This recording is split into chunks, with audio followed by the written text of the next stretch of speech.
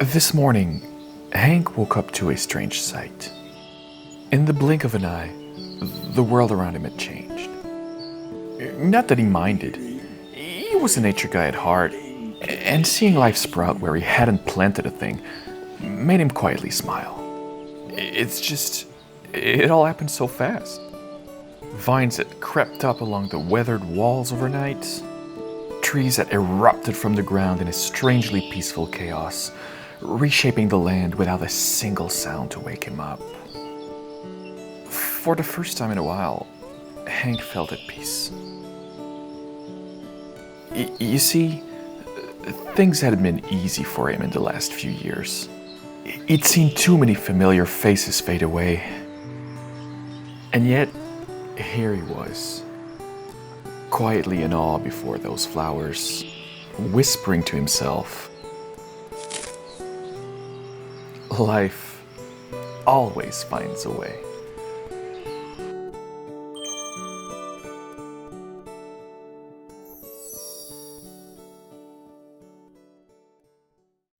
Welcome back everyone to the long-awaited return of the nature series. Today, I've got a lot in store for you as we reshape the entire world with flowers, rocks, bushes, and new tree variations. I felt like the area around the gas station and the motel didn't look quite right. There were only one or two variations of the same trees and grass patches. So let's start by creating some tall grass to make the more neglected areas feel a bit overgrown and desolate. So I just grabbed some random grass patches from textures.com and threw them into Blender. Then I used the knife tool to cut around the blades as tight as I could. Because even if it doesn't look like it, alpha transparency could get really expensive, like performance-wise, in most engines. And as you just saw, I adjusted the colors and the saturation in Photoshop. It's all about keeping the scene cohesive and unified without letting any single element stand out too much.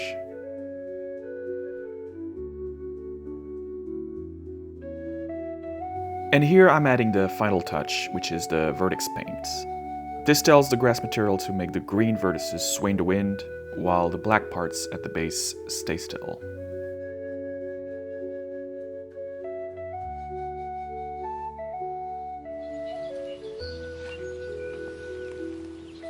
And this is how it looks in Unreal. It blends pretty well with the grass we already have, so I'm happy with it for now.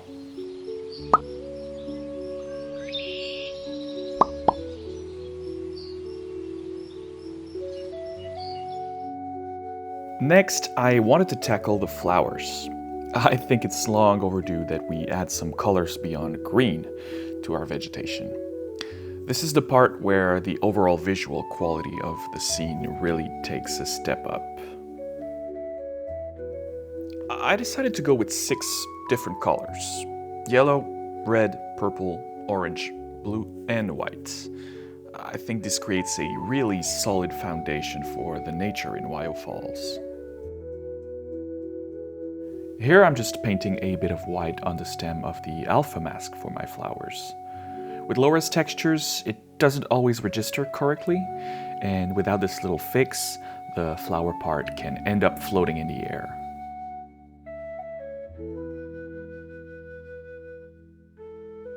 And now it looks good, so I'm just gonna repeat the same process I used for the tall grass, which is cutting the planes from the texture sheet to assemble all the flower parts together.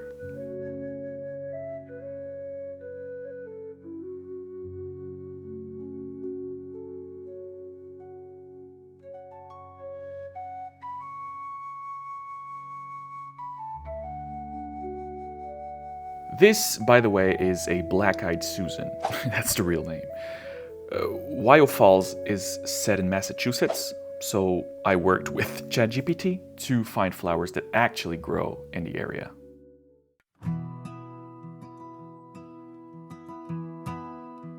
Vertex paint time. When it comes to the town's lore, I wanted a Native American vibe to always be subtly present in the background. I want the roots of Wiyoh Falls to be felt everywhere, if that makes sense. So I intend to achieve this through vegetation and nature a lot. And now we just assemble them into a little cluster, or a little bouquet, and that should do it.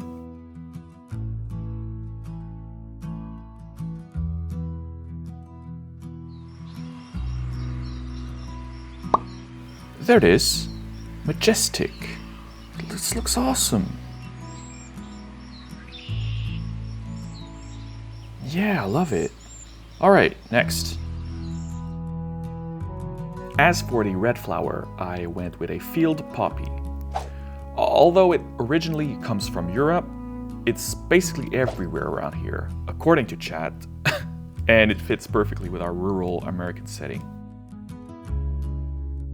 So here's my full workflow for the flowers in a nutshell.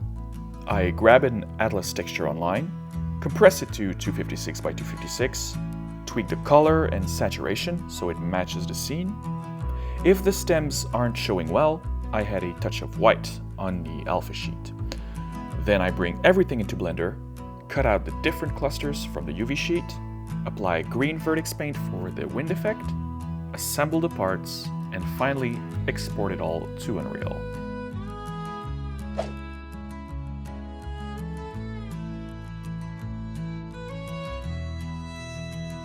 Once you have all the parts cut out, I assure you, my incredible peeps, you can duplicate them and reuse certain pieces within the same mesh.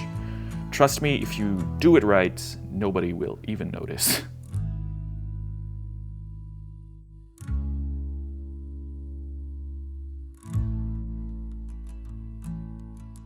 Just some final color grading tweaks here and there, and voila! Let's add it to our collection. Yes, this is what I'm talking about. They fit well together, don't they? It looks awesome! Next up is the Blueweed. Same workflow as before, nothing new there.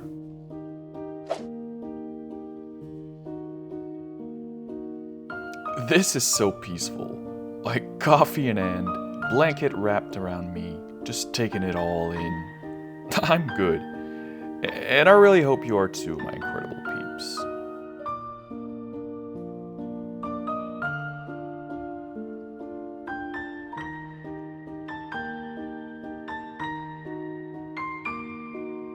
Vertex paint is done. We just mash the flower parts together and boom.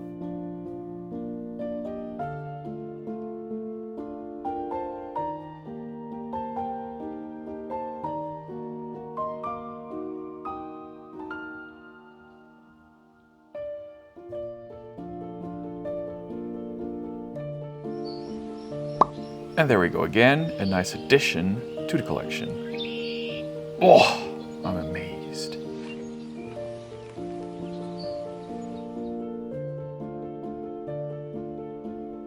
Now let's tackle the orange one, the Pot Marigold.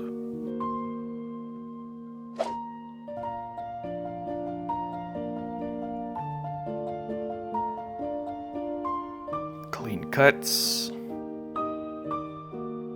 It might seem daunting to go through all these steps at first, but do it enough times and it'll become second nature.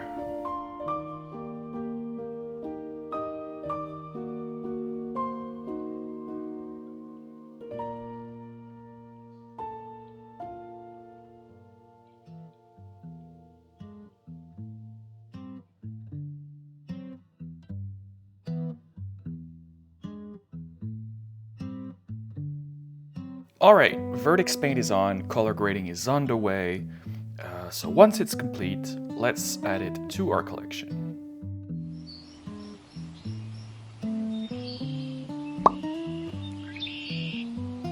So good! Look at this!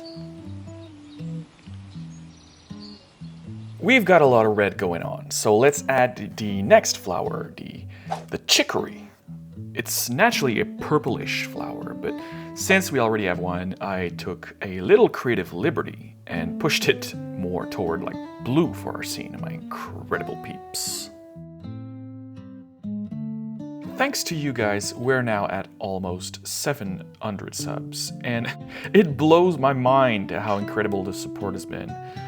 I absolutely love waking up first thing in the morning and seeing how the channel keeps growing, answering comments and things like that.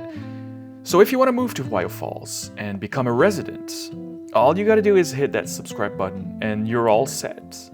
Oh, and I also started a Patreon, so if you have the means and want to buy me a coffee each month, feel free to do so. The link's in the description. Alright, the chicory is ready. Oh! Look at this bunch of cute little colorful flowers. Love it. Last flower is the chamomile. Its white petals and yellow centers add a gentle, cheerful touch, balancing the bolder colors in the ones we already have. The petals on this UV sheet were arranged a bit differently, so I had to manually place them on the stem this time. A slightly different approach, but it works just as well.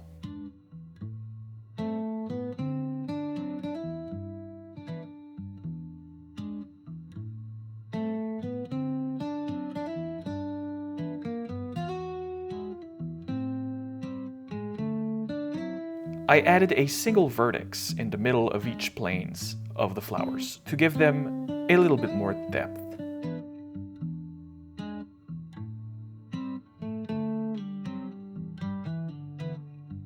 And once the vertex paint was ready, it was time to assemble our flower cluster.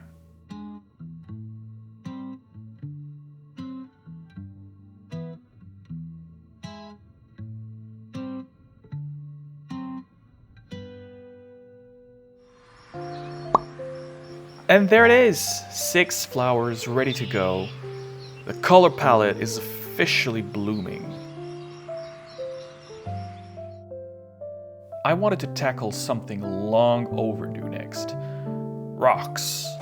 They're key if you want to break up the usual greens and browns you see in nature. Honestly, I just chamfered the corners and added edges where I felt like it with the knife tool. I gathered a bunch of solid references and focused on a general silhouette that I thought was interesting.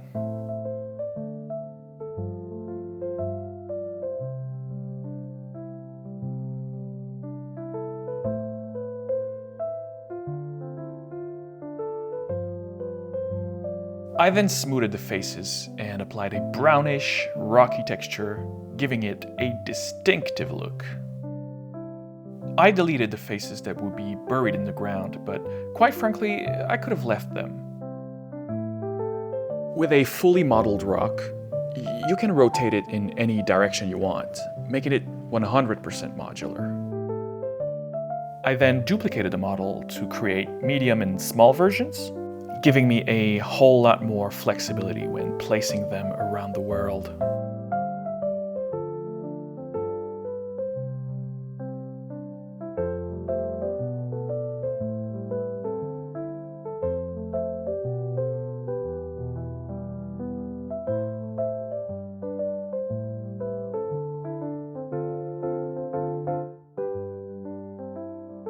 And after a quick re-unwrap, it was ready to go.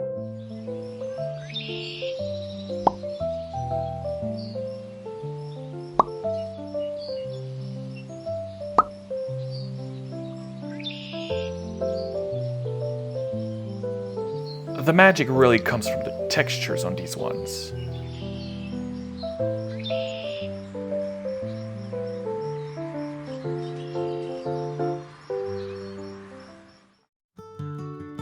And then I decided to create a little hearth mound. You know those uneven piles of gravel, dirt, and weeds you often see on the side of the road or near fences? They break up the terrain a bit and make everything feel less flat and placed. More like nature slowly taking over. The process is pretty similar to the rocks. I just, grab a reference and try to make it as modular as possible, so it can fit in different parts of the scene without feeling repetitive.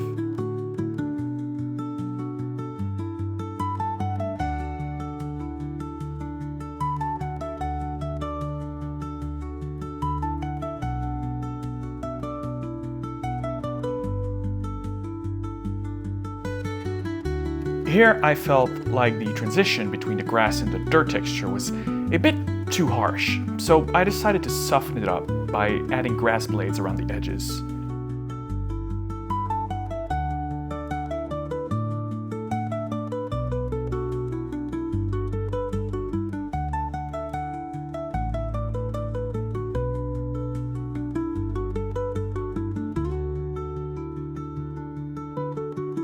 It felt a bit odd having the grass only around the edges, so I went ahead and covered the entire top of the mound instead.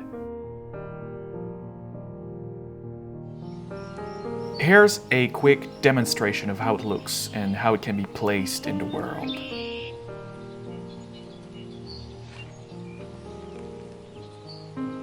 You can rotate it however you like pretty much, and once it's placed, just soften the edges with a bit of terrain paint using the same dirt texture.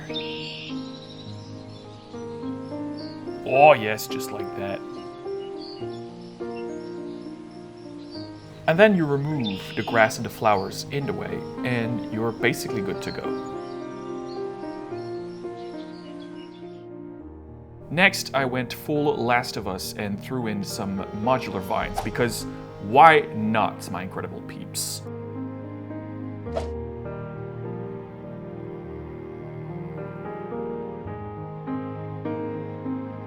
Just like with the flowers, after a bit of color grading in Photoshop, I cut the planes into shapes that felt right, and then made a second variation. I then optimized the meshes, removing any unnecessary vertices and edges off camera.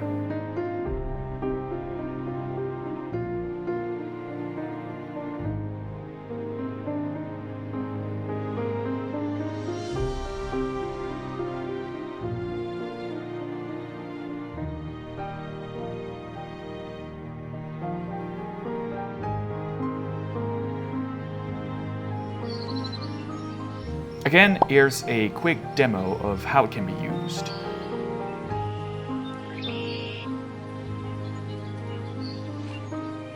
Hey, if you get creative, you can even place it upside down at the base of walls.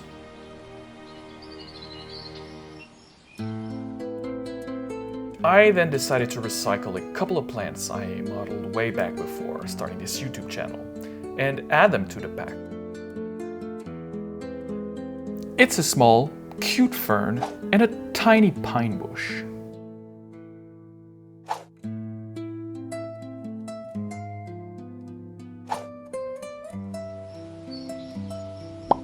So here they are in context. Looking pretty nice, right?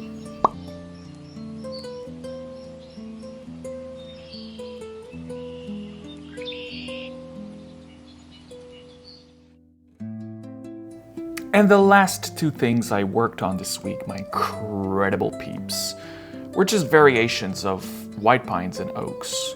No new textures, just quick, simple modeling. Having plenty of variation in an asset pack is essential, and I felt like the same trees were repeating too often in our scenes.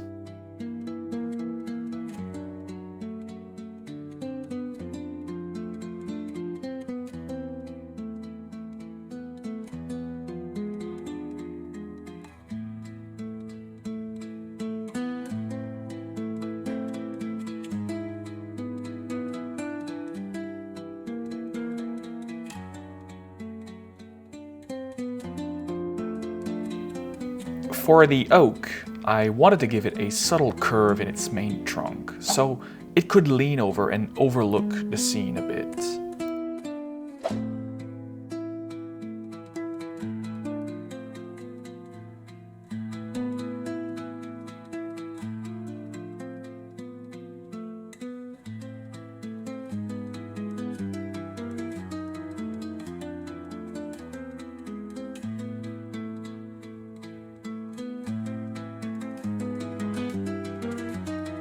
I just added the leaves and that was it pretty much. And that's it for this week, my incredible peeps.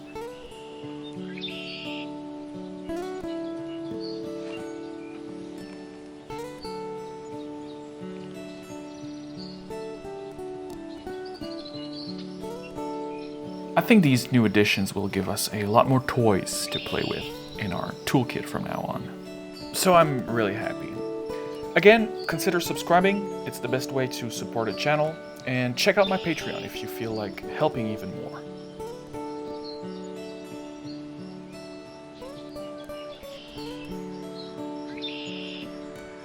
Stay awesome, love you all, and I'll see you next time.